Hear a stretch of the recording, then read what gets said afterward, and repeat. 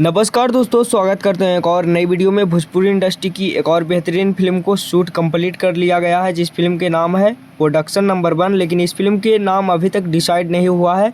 जिस फिल्म के नाम डिसाइड नहीं रहता है तो उस फिल्म के प्रोडक्शन नंबर 1, 2 करके नाम दे दिया जाता है। तो दोस्तों, इस फिल्म का स्टार कास्ट में नज़र आएंगे अनूप अरोड़ा जी और भी बहुत सारे दिग्गज कलाकार।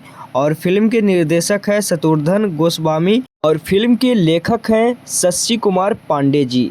तो दोस्तों, ये भी फिल्म का कहानी बहुत ही शानदार होने वाला है और फुल पारिवारिक फिल्म बनाया गया है। बहुत ही अच्छी तरीक़ा से यह फिल्म को शूट किया गया है। और जब भी इस फिल्म के फर्स्ट लुक, पोस्टर और ट्रेलर आएगा तो सबसे पहले हमारे चैनल पे अपडेट मिलेगा। तो इस चैनल पे नए देख रहे होंगे तो चैनल को सब्सक्राइब करिएगा।